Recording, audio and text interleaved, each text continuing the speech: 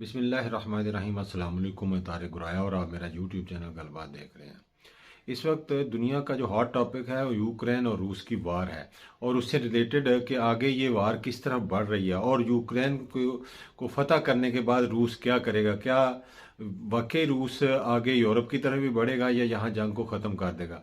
इस तरह की मालूमात पर मबनी बेशुमार वीडियो आप यूट्यूब पर देख रहे हैं, मेन स्ट्रीम मीडिया पर तरह तरह के एनालिसिस कर रहे हैं, देखे जा रहे हैं। वो लोग जिनको कीव का नाम भी सही नहीं आता वो भी ऐसे ऐसे मतलब वो बता रहे हैं इस चीज़ को कि जैसे जंग के मतलब सारा कुछ वही जानते हैं। मैं आज आपको दो तीन चीज़ें जो है ना उनको एलेबोरेट करूंगा और बिल्कुल फर्स्ट हैंड मालूमात जो है ना इस वीडियो के ज़रिए आप तक पहुंचाऊंगा। लेकिन आपसे दरख्वास्त है कि आप हमारे वीडियो को, अपने चैनल को ज़रूर सब्सक्राइब करें। वीडियो पसंद आए, बल्कि पसंद ना भी आए तो लोगों की मालूमात के लिए इसको ज़रूर शेयर करें। जी, तो मैं आपको बता रहा था कि एक चीज़ तो ये है कि जो इस वक्त लोग कह रहे हैं कि जी रूस कहाँ तक चला गया है, कहाँ तक वो जाएगा, तो ये बात तो तय है कि रूस का इरादा यहाँ तक जाने का नहीं था जहाँ तक वो चला गया है। रूस की जो पहली प्रायोरिटी थी वो मैंने पहले भी अपनी वीडियो में जिक्र कर किया है कि लुगांस्क और दोनेस्क तक थी, कि इन दोनों स्टेट्स को जो है वो खुद मुख्तारी दी जाए और इनको एक स्टेट के तौर पर, अलहदा मुल्क के तौर पर तस्लीम कर दिया जाए, और यही दोनों स्टेट्स जो है ना वो बफर जोन का काम करेंगी यूक्रेन, यूरोप और रूस के दरमियान। लेकिन जब ये सारा नहीं हो सका तो अल्टीमेटली रूस ने जो है, जब नेटो बढ़ता गया और अमेरिका की जो शह थी वो चलती गई, वो फिर दो हाथियों की लड़ाई में जिस तरह होता है कि वो यूक्रेन बेचारा जो है वो पिस के रह गया। अब ऊपर उधर से यूक्रेन को उठाया जा रहा था कि नेटो सारा साथ है, अमेरिका साथ है, माली इमदाद साथ है, जहाज साथ है, बम साथ है। लेकिन अल्टीमेटली आपने देखा कि अमेरिका ने अब वही रवायती अपनी बेहिसी का मुजाहरा करते हुए यूक्रेनियों को मरने के लिए छोड़ दिया। यूरोप की सलामती वाबस्ता ही रूस के साथ है, क्योंकि यूरोप की इंडस्ट्री रूस की गैस से चलती है। तो वो कैसे मतलब कि रूस के साथ आगे यूक्रेन का साथ दे सकते थे। तो रूस का जो इरादा था पहले कि मैं जंग जब शुरू की तो लुगांस्क, दोनिस्क और इसके साथ साथ दरियाए दनिप्रो के ऊपर से होता हुआ ओडेसा तक ये जो है ना इलाका कवर कर लूँगा, ताकि क्रीमिया जो सेवास्तोपोल की बंदरगाह है वहाँ तक भी जो है ना ज़मीनी रसाई उसकी मुमकिन हो सके, और ये एक बहुत बड़ा फिर बफर जोन बन जाना था। लेकिन जो कि सूरत हाल ये है कि अब ये जंग जो है कीव यानी यूक्रेन का जो कैपिटल है उसकी दीवार तक पहुंच चुकी है। ब्रोवी जो कीव से सिर्फ 30 किलोमीटर दूर है, वहाँ मेरे दोस्त ने मुझे बताया है कि बहुत ज़्यादा बमबारी हुई है, और जो बहुत ही वो खूबसूरत शहर है। मैंने विज़िट किया है, मुझे पता है कि जो वहाँ का एक बॉलिंग क्लब है और वो जो मुख्तलिफ गेम्स के क्लब्स हैं वो बहुत ही शानदार है, मैंने दुनिया में कहीं नहीं देखे। तो वो शहर जो है वो आलमोस्ट तबाह कर दिया गया है। इसके अलावा जो कीव है, कीव पर बहुत सारी बमबारी हुई है। मेरे एक इंतहाई करीबी दोस्त है, मैं बुज़ुर्ग हैं, उनसे मिलता रहता हूँ जब भी कीव जाता हूँ, बाबा व्लादिमीर साहब। तो वो बता रहे हैं कि उनकी बिल्डिंग के ऊपर एक मिसाइल आया और बिल्डिंग से ऊपर से होता हुआ आगे वो मिलो तिनका रोड वाली साइड पे जाके गिरा है, और वो महफूज रहे हैं, वो मकान के अंदर मौजूद है। तो ये सूरत हाल है कीव के अंदर भी बम्बार्डमेंट की।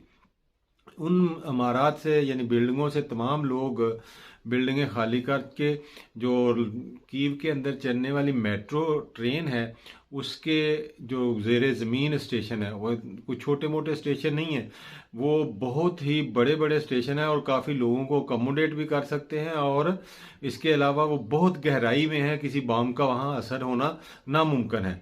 तो बहुत से लोग जो हैं वो कीव के ज़ेरे ज़मीन स्टेशनों में जा चुके हैं। अब वहाँ की जो सूरत हाल है वो बहुत ही दर्दनाक है। वो दर्दनाक इस तरह के वहाँ लोगों को साफ ज़ाहिर है कि जो अपना नेचुरल हाजात हैं, जो कॉल ऑफ नेचर है यानी पेशाब पखाना वो करना है, वो प्रॉब्लम हो रहा है, उसकी वजह से वहाँ तफन फैल रहा है। और इवन के वहाँ अब ब्रेड भी ख़त्म हो गई है, लोगों के घरों में जो भी चीज़ें थी वो ख़त्म हो गई है। सप्लाई लाइन कट जाने की वजह से काफ़ी मुश्किलात का सामना है। ये भी वहाँ से जो मालूमात आ रही हैं वो है। अब जब ना यूरोप ना अमेरिका, सिर्फ पाबंदियों तक है। कोई कीव का साथ देने के लिए तैयार नहीं है, उनको मरने के लिए छोड़ दिया है। और इस बात का सब लोग इंतज़ार कर रहे हैं कि जितनी जल्दी हो सकता है रूस जो है वो कीव पर अटैक कर दे और वहाँ अपनी हुकूमत जो है वो डिक्लेयर कर दे, ताकि इस अजाब से जान छूट जाए और रूस जो है ना वो आगे ना बढ़े। और यही वजह है कि अभी तक स्वाय बयानबाजी के कोई चीज, कोई सॉलिड जो लाए अमल था यूरोप का, नेटो का, इंक्लूड अमेरिका, कोई सामने नहीं आया। और सब अपनी अपनी जान बचाने के खातिर आगे मतलब उस तरह की बयानबाजी कर रहे हैं कि हमें ये समझा जाए कि हाँ हम यूक्रेन के साथ नहीं है। जाहिर कहेंगे कि हम यूक्रेन के साथ हैं, लेकिन जो अमलन है, जो उनका अमल है वो यही बता रहा है कि कोई इस वक्त यूक्रेन के साथ नहीं है। अब यूक्रेन को मरना है, यूक्रेन को फतह होना ही होना है। और रूस ने वहाँ अपनी जो गवर्नमेंट है वो कायम करनी है, कोई कठपुतली वहाँ बिठाना है जो कि प्रो रशियन हो, और यूरोप और रूस के दरमियान जो है वो बफर स्टेट जो है ना वो कायम रहे। ये तो होना ही होना है। ये जितनी जल्दी हो जाएगा उतनी कैजुअलिटी कम होगी। अब ये सूरत हाल है वहाँ से छोड़कर जाने वाली जब फंसे हुए लोगों की। देखें, यूक्रेन में रहने वाले एक तो वो लोग हैं जो यूक्रेनियन हैं, कुछ लोग वो हैं जो एशियन हैं, मतलब पाकिस्तान के हैं, इंडिया, बांग्लादेश या अफगानिस्तान के लोग हैं, दूसरे ममालिक के लोग हैं जो जो वहाँ जाके रह रहे थे, कारोबार कर रहे थे, उन्होंने वहाँ शादियाँ की, वहाँ के पासपोर्ट ले ले। इस तरह पाकिस्तान, बहुत सारे पाकिस्तानी हैं जिन्होंने वहाँ शादियाँ की और पासपोर्ट ले लिए। मेरी फैमिली के लोग भी हैं, मेरा सगा भाई है जिसने वहाँ पासपोर्ट लिया, लेकिन वो इससे पहले वहाँ से छोड़कर अब जर्मनी जा चुके हैं। इसके अलावा मेरे और बहुत सारे दोस्त हैं जो इस वक्त भी मौजूद हैं, कीव में मौजूद हैं, कैपिटल सिटी में, जिन्होंने पासपोर्ट लिए हैं। और कुछ ऐसे लोग हैं जिन्होंने वहाँ रहायशी कार्ड, यानी जिसे वितना कहते हैं, वितना तो ले लिया, क्योंकि मैं भी वितना होल्डर तो मैं भी हूँ, तो मैंने भी वहाँ की रहायश तो मेरे पास भी है, PR लाइफ टाइम, लेकिन पासपोर्ट नहीं लिया। पासपोर्ट के लिए ज़रूरी कंडीशन थी कि आप पाकिस्तानी नेशनलिटी सरेंडर करें तो फिर आपको पासपोर्ट मिलेगा। तो दैट्स वाई हम, जिसने मुनासिब समझा पाकिस्तानी नेशनलिटी सरेंडर करना, उन्होंने सरेंडर कर दी। जिन्होंने समझा कि हम पाकिस्तान की नेशनलिटी सरेंडर नहीं करेंगे, उनके पास भी इतना था। अब जब वहाँ से कीव से लोग निकलना शुरू हुए तो चंद दिन पहले जो गवर्नमेंट थी यूक्रेन की, उन्होंने एक कानून बनाया कि जो भी यूक्रेनियन नेशनलिस्ट हैं जिनके पास पासपोर्ट है, उनकी उम्र 18 से 60 साल के दरमियान है, वो यूक्रेन को नहीं छोड़ सकते।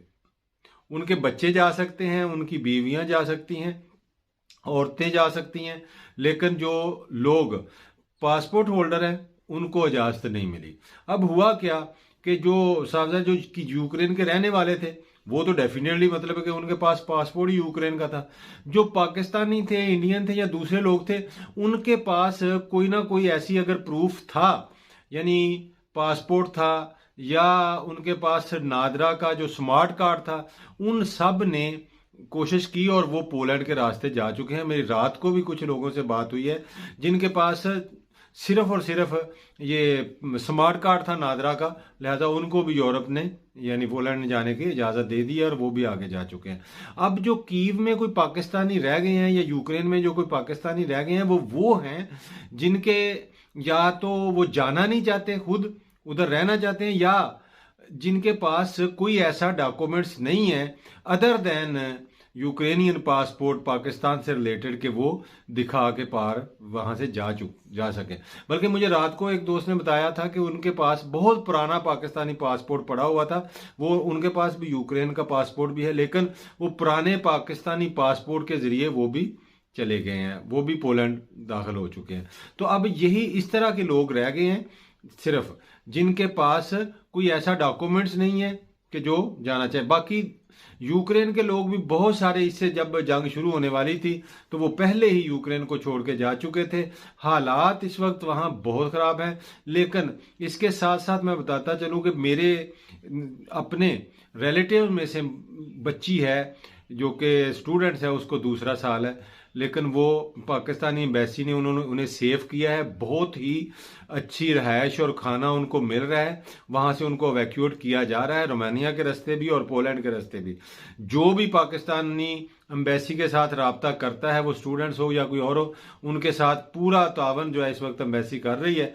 तो स्टूडेंट्स अगर कोई किसी तक ये वीडियो पहुंचती है तो उनके लिए ज़रूरी है कि वो इन अपनी एम्बेसी से रब्ता करें ताकि वो उनको वहाँ से वैक्यूट कीजिए। तो अब तक की सूरत हाल ये है कि यूक्रेन में खाने पीने की चीज़ों की शॉर्टेज हो चुकी है, हालात बहुत ख़राब है। ये थोड़ी बहुत मज़ाहमत रहेगी, एक दो दिन के अंदर अंदर जो है रूस वो आई थिंक कीव को ओवरटेक कर लेगा, वहाँ अपनी गवर्नमेंट डिक्लेयर कर देगा। तो अल्लाह से दुआ करनी चाहिए कि ये हो और जल्द से जल्द जो है जंग का साया जो इस वक्त एटमी जंग की तरफ जो बढ़ रहा है ये कदम, वो रुक जाए। अल्लाह ताला हम सब का हामी नासर हो।